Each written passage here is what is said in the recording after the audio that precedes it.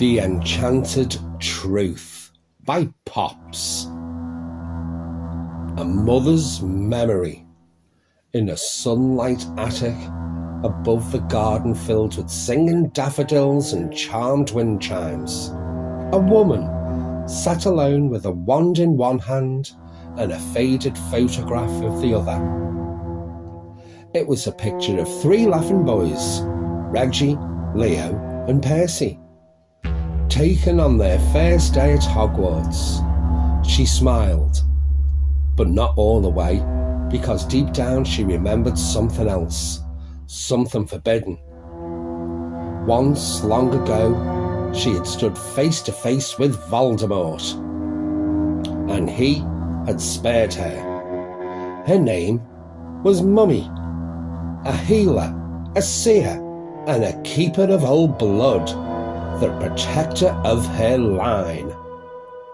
And now, in their 5th year, her sons needed her more than ever. At Hogwarts, the new school year begun unease. Strange runes kept appearing on students' robes, potions spoiled mid-brew, and at night the stars above the astronomy tower would realign themselves into the shape of a serpent swallowing its tail. Reggie became obsessed with old prophecies. Leo stopped sleeping. His dreams were filled with green light and voices calling his name. And Percy, he found a journal that wrote back to him. The handwriting was graceful, the words polite, but one sentence chilled into his bones. Your mother once knew him better than anyone. Mummy arrived at Hogwarts under ministry escort, claiming she was there as a guest of divination lecturer. But the truth was darker. She had come because she'd seen a vision, one so vivid that had had her weeping, her son standing over Voldemort, buried, not in the earth, but in the minds of those he had enchanted. She gathered the boys in the room of requirement. You've been protected, she said, all your lives. Spells, charms, old pacts, but those protections are fading. Someone or something is calling out to the enchanted. Gramps and Pops had known. They had always known. Decades ago, Voldemort didn't just create Horcruxes. He created a living enchantment, a piece of himself cast into bloodlines he believed held special potential. Not pure bloods, not Death Eaters, but the beautiful, the gifted, the forgotten seers, the broken prodigies, the ones whose pain he could see.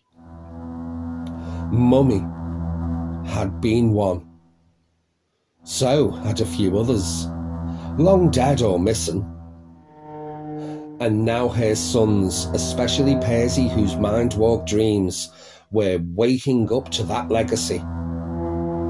Mummy led the boys into the Forbidden Forest, to a clearing that shimmered under the moonlight. There, buried beneath the pool of still water, was a tomb made of glass, cracked but not broken. And inside, a memory of Voldemort. Not his body, not his soul, but a mirror thought, trapped in crystal, whispering, "He never died," Mummy said. He splintered into ideas. One of them still wants you. The water began to ripple and the glass cracked, and the whisper said, "Beautiful children, come home." Back at the castle, students began to act strangely. Some stopped speaking. Some stared at walls for hours.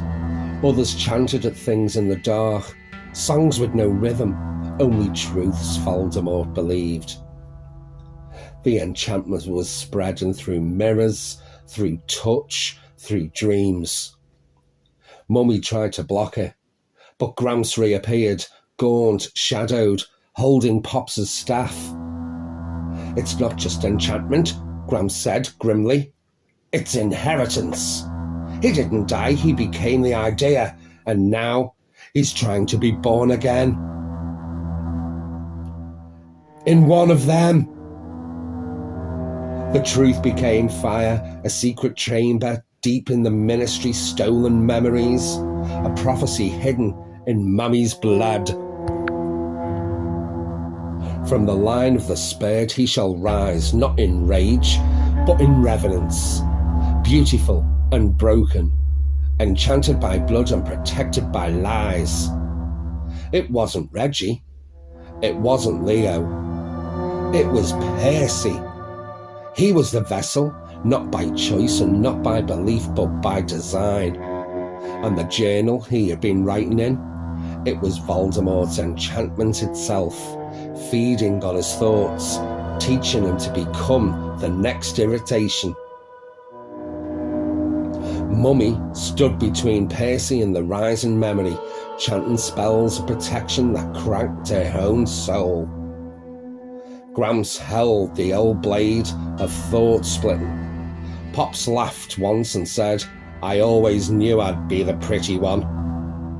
The final spell was not one of destruction, it was choice. Percy, shaken, stepped into the pool of glass and faced the mirror.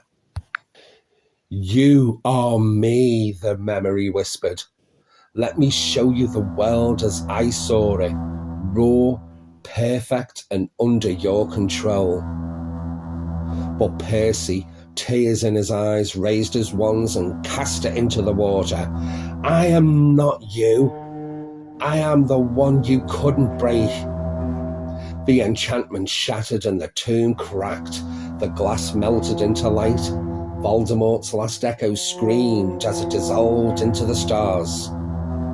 Mummy collapsed, her magic drained, but her sons, all three, stood free.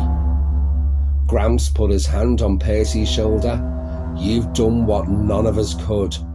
And Pops muttered, bloody dramatic that was. Someone better write a ballad. Later that night, as the stars burnt above, Mummy looked up into the sky and whispered a final prophecy. The darkest truth is not death, but in what we choose to protect from it. The end. Good night, boys.